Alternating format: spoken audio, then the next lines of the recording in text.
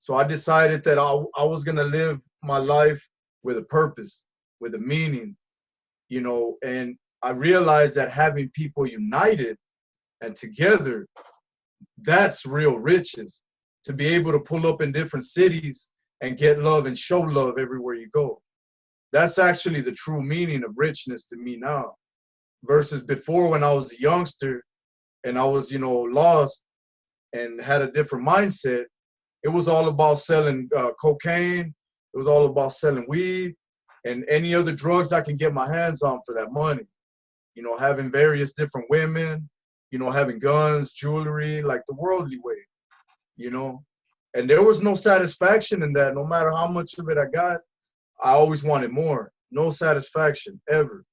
You know, I'd get so high and I didn't want it, and I'd come down crashing, only to fall flat on this negative energy to where I want to get back where I was. So I chase the high all over again. You know, when I say I changed my life and I dedicated my life, it's like I was satisfied. You know, my hunger was satisfied, my thirst was quenched. You know, and it came through the Holy Ghost, through the wisdom and knowledge. You know, and it's something that I'm still growing in. And I view convicted felons, gang members, like those are my people set aside. Those are the people that I understand the most. Those are the people that I cling to, that I get along with, see eye to eye, and connect with, collaborations like here with you on this video. You know, I choose, you know, I've tried different circles. When I started going to the church, I was surrounded by a lot of square Caucasian people, you know, and I mean like squares, you know. They've never been in prison, they never knew gangs, and I could never really just find myself in these environments. I always felt like there was something missing, even though they weren't telling me nothing bad, you know. I just didn't feel like I belonged. Something wasn't right.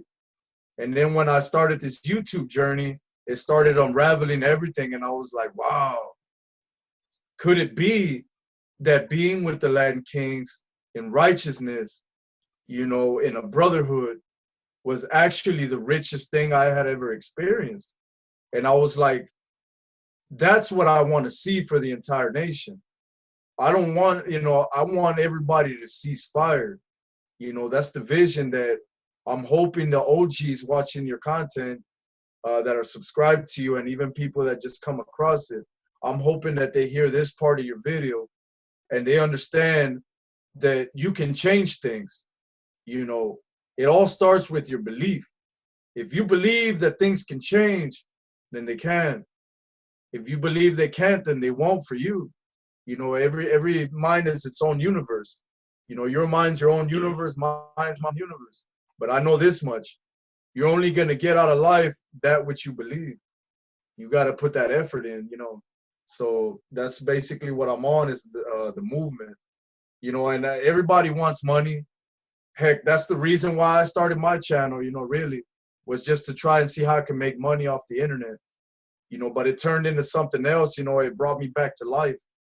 It breathed that life back into me, where I was like, wow, you know what I'm saying? Like money, materialistic things, that's not really being rich, you know, because you see it all the time. Look at the Uncle Scrooge story, just for an example. The richest man, old man in the world, right, or in the community. But he was lonely as heck, visited by the three ghosts, you know, only to come to a revelation that the people was where the true riches lied. Being connected, getting love and showing love, you know. That's all we have. And at the end of the day, all we ever have is each other. That's it. All this other stuff just, you know, fades away. But when you have a true love and compassion and a bond with somebody, and that thing just grows, and y'all keep it solid, there's no breaking that. That'll last all the way into the grave. That's why people get rest in peace, you know, and their memory gets carried on with their loved ones, because all we have is each other. You know, us, the United States, you know, it's got a lot of bad blood dating back from the beginning, when the Indians were slaughtered. And we're not going to get too deep in history, but there's been a lot of bad blood on this land, a lot, from all sides, from every side. We've all taken losses. Everyone's taken losses. But it's up to us to get it together, you know. It's up to us to create a new anthem, you know. And the new anthem, you know what I'm saying? It's up to every individual to find that on their own, you know. Yeah, the one thing that I do gotta say, I'm inclined to agree with, you know, most everything you're saying. The one thing though about, and this is something that I learned over time, you know, because us going in the system where we're kind of exposed to a whole different set of rules of life than what it is out here in society, as far as acceptance, as far as tolerance and all that stuff like that. And the one thing that I can tell you that I learned is that for me personally, and I know you may not totally agree with me on this, but for me personally, I don't judge people according to, you know, what their sexual preferences may be or anything like that. And I'm gonna tell you why.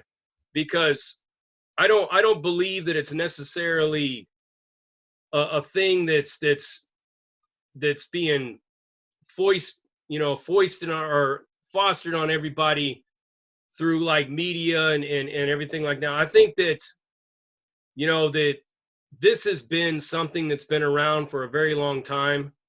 I mean, you're a Christian man. Yeah. You know, you've read the Bible. You've read the story about Sodom and Gomorrah.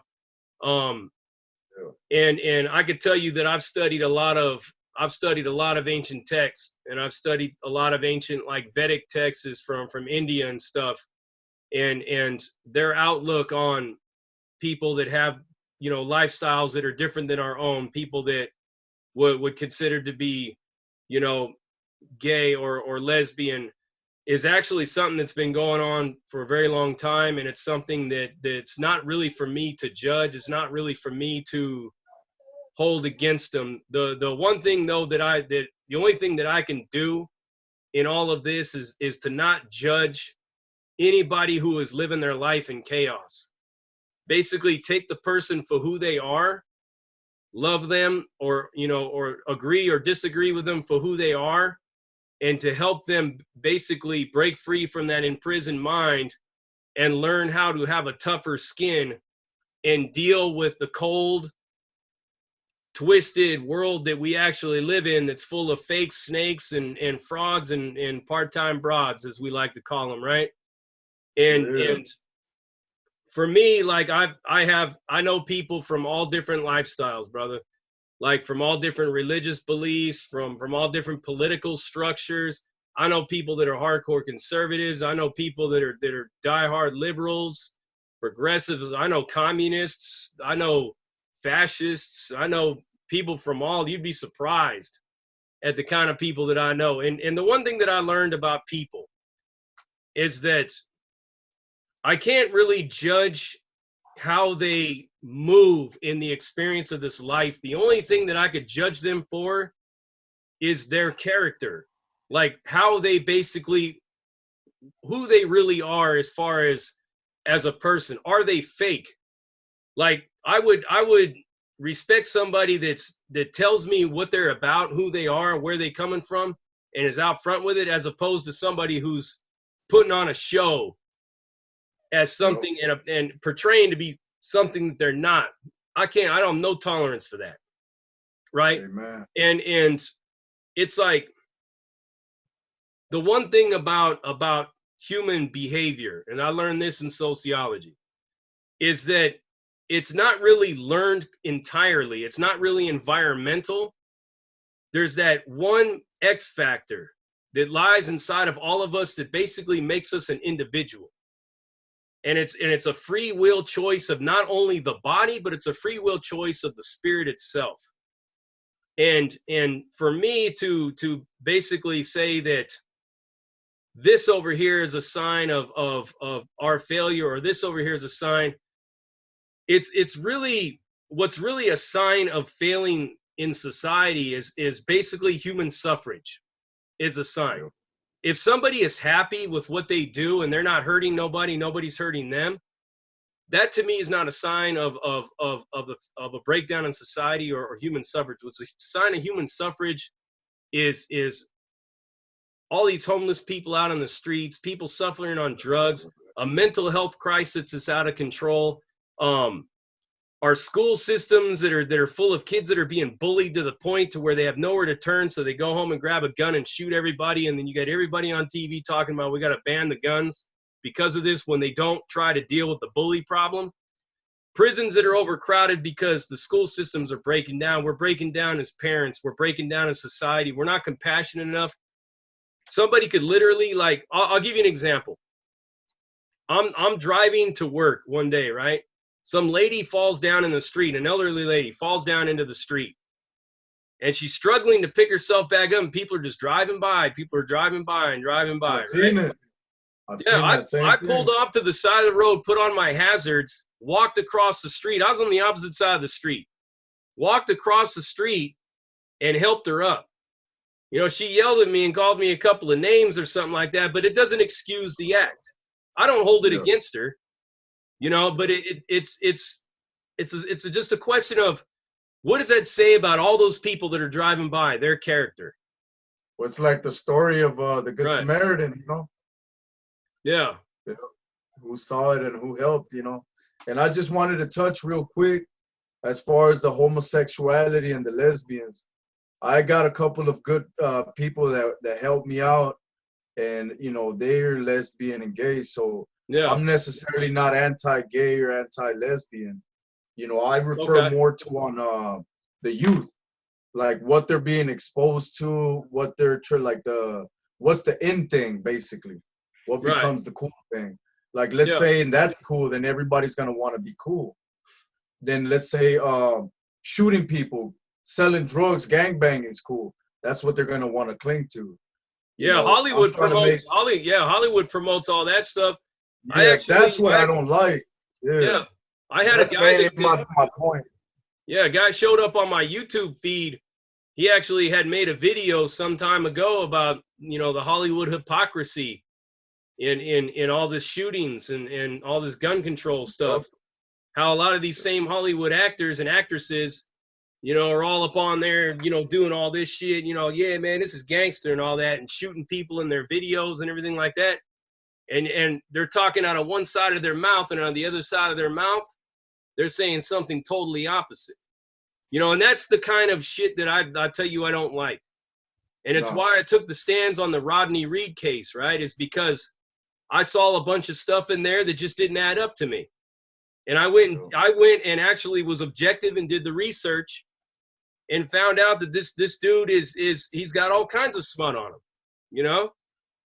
And with that, I can't go against him, nor can I support him. I could just basically give you the information that I've read, and it don't sit right with me. So I basically just take a seat back and I'll just let it all come out on its own. You know what I'm saying? And I wanted to say a quick story also about this summer. I was actually invited and was welcomed into the prison ministry through my church. So I was able to go to one of the prisons here close to Springfield, Missouri. And I was able to go in there and share my testimony and pray with the inmates and just let them tell me their testimony, you know, have fellowship. And it was something that was a really big blessing to me that I had never experienced in my life up until this summer. And it did wonders for me in ways that, you know, I was in shock, you know, because I had never really been in there. Well, I had never been in there unless I was an inmate, you know. So, and I was able to tell them this one thing, and it's like, you know, while we're locked up away and serving all this time, our families out in the streets, our kids, if you have kids are out there, what are you going to do if, God forbid, something were to happen to one of your kids? You know, one of your daughters or your son, hey, you know, they killed them or they got raped even. You know, and if you got little kids, there's a lot of pedophilia going on. And even in some of the schools and stuff, you know, what are you going to do if you locked up away in a cage serving 20, 30 years? You know, is it really worth it to continue this criminal lifestyle? When you get out, change your ways, you know? Now And that's it's one like, that's one lifestyle right there that I will never accept. The that's what I'm sexual saying. exploitation of children, the harming of children. I don't give a fuck what anybody says. Amen. Right there, like all that other stuff aside, that's different. You know, when you have grown adults preying on children, I ain't got no tolerance for that. When you got men that are hiding in dark parks or on the side of dark roads waiting for a woman to stop at a red light and pulling them out of their car and raping them and beating them and doing all that other stuff, raping and beating kids, kidnapping kids and exploiting them, selling them, and sex trafficking and all that stuff, child pornography. I got no tolerance. I got no sympathy for those people. Right? Those people like need to be locked up somewhere far, far, far away and never be allowed to see the streets again. And they need to be put into, there needs to be a separation of what's considered sex crimes. When you got a kid who's 18 years old and his girlfriend's 16 years old, I don't look at that as being a big deal. You know, because he's technically 18. He's not even fully matured as a man yet. You know, that's what that technicality needs to come. We need to have that's got to go away. Reform. Yeah, that's got to go away. That's got to be like, that's got to be something that's not even like, you know. But what if we're talking about a man who's in his 30s, 40s, late 20s, messing with kids that are like 14, 13, 12? This is what we're talking about. And under you. You know, when you're talking that's about what's going on, like, right? Yeah, you're talking. That's what we're really talking about here. You know, and my whole thing about all of it is the exploitation of the children themselves is something that's an issue with me, like the Jeffrey Epstein type of thing. Yeah. You know, it's like people tell me that I need to tone it down a little bit, that I need to be a little nicer and more compassionate to them. And I really don't got to do anything, right? No. I make the choice to basically have my viewpoints about all these things the way I have my viewpoints about them, right? The one thing that I don't do is I don't judge people according to race, according to their religious belief, their political beliefs, or sexual orientation. But if you mess with kids, I got no place in my tolerance for that at all. Or if raping men and women, like boys, young boys get raped too, you know. I got no sympathy or no place in my heart for any kind of tolerance for any of those people. And what I'm hoping to get out of bringing unity to the streets, you know, and spreading that message, you know, is to bring awareness and shed light on this situation. Because the government has become so corrupt that a lot of those politician leaders that, you know, the America's paying the tax dollars to, they're turning around and doing, you know, child molestation and sex crimes, you know. And that needs to be exposed. They need to be held accountable, right? And then there's churches. Churches also, you know, they having churches, you hear these cases about, you know, the priest and the pastors, you know, molesting the kids. Yeah. All of this stuff needs to be, there needs to be harsher penalties, and it needs to be exposed, like, to the whole society, you know. So by us coming together, we can put a stop to a lot of stuff, you know, prison reform, street reform, harsher penalties or lesser penalties for certain crimes that, you know, that they don't even match up, like the 3-strike law in Cali. You know, you get 3 felonies, from what I heard, is you get a life sentence. You know, yeah. I'm not sure if they're still rocking like that out in Cali. For the most part, I mean, there's a lot of cases and stuff now that they're starting to pull out of that whole 3-strike mess, because they just went ass wild with that shit, you know, and they just started locking everybody up for everything. I mean, you stole a slice of pizza out of a pizza box from a pizza man, you know what I mean? Or you're done. You're like, you stole some Pepto-Bismol. I knew this dude. He stole some diapers for his kids and he got life, you know? And you see, that's the kind of things that I'm talking about. Yeah, that's the kind of things that I'm talking about. While we're over here playing gangster, like, you know, distracted with our, you know, fleshly ways, pursuing money, and gratification and all that. There's serious issues going on, but because we're so distracted, we can't even focus and change things. They're going to continue to get worse and worse and worse because there's nobody to put a stop to it. Everyone's distracted. Well, that's in their own ways. That's why I've always said is because the people, they put too much reliance on their government to solve all their problems. You know, it's like the government is limited in its function, as far as I'm concerned.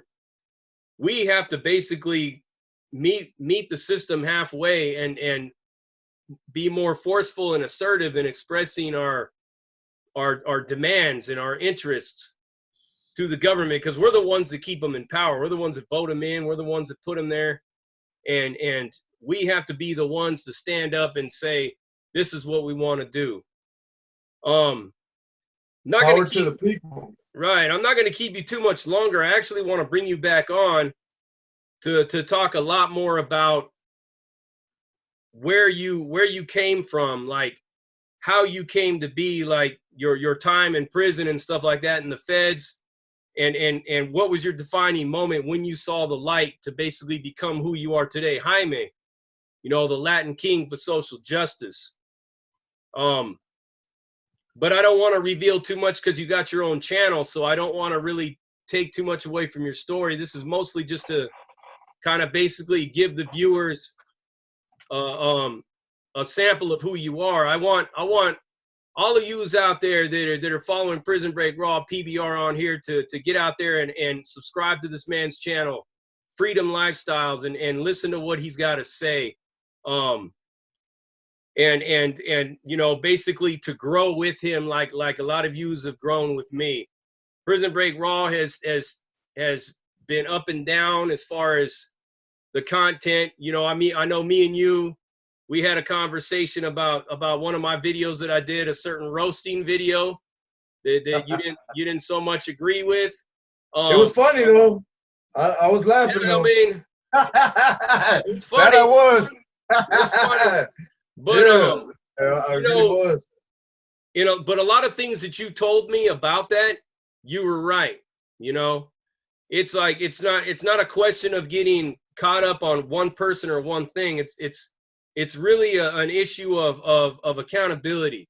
You know, a lot of us we have different ways of holding people accountable, and you know, somebody might say, well, who put you in charge of that? Well, somebody's got to do the hard work.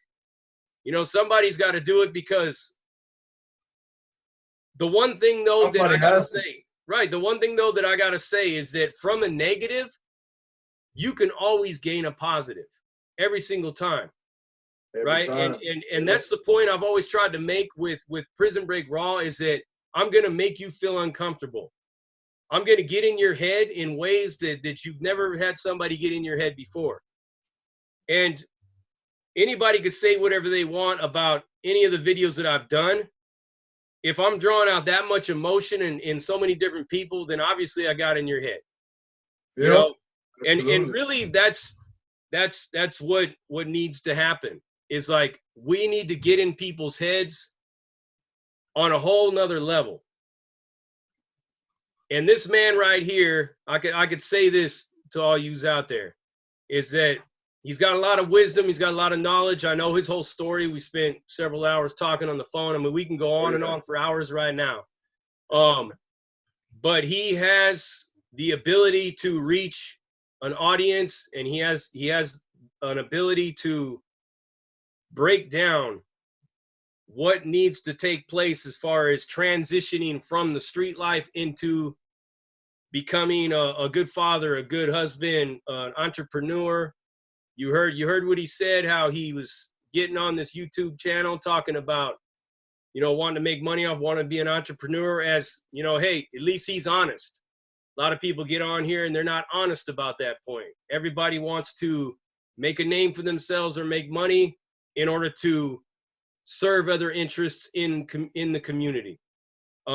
This man wants to take everything that he makes and he wants to invest it back out into his community, like he described in the story of the old man that had all the money but then had no friends. So basically, I'm asking all of you to tune in to my man Jaime right here. Check out Freedom Lifestyles. The link is going to be left in this video. We're going to go ahead and we're going to have him back on here. And we're going to get his whole breakdown of how he did his Fed time, the things that he experienced, how he's been tested.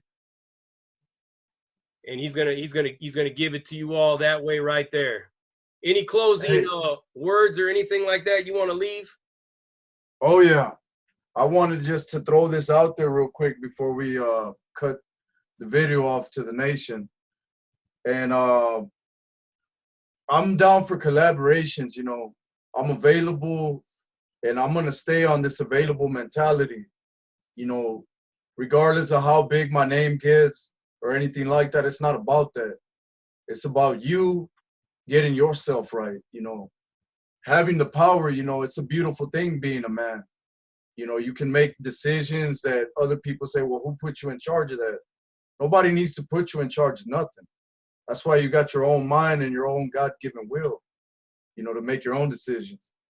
But I had somebody that's really high up in the nation, you know, that's his name is very well known. And I reached out to this man, and this man embraced me as one of his brothers, a man that's known by millions of people, you know, nationwide, worldwide. He goes by the name of King Tone. And I reached out to this brother, and this brother reached back.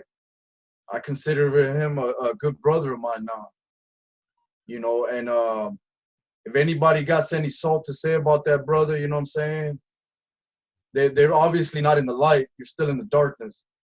You know, you need to come to this side and change your ways, you know, so you can be able to see the vision that this brother has. But it's something that I really noticed, you know, because I've reached out to people that weren't on the level he's on. You know, I consider him at the very top of a ladder, you know, and I've reached out to people that are on a little tiny ladder, and they ignored me. I had no acknowledgement. I've tried to reach out to them, and I guess they're too high up on a horse where they can't hear me, or they just choose not to acknowledge me. Like, well, who is this guy? Ignore him, you know. And this man, that's to me, is way bigger than any of the other people I had previously reached out to.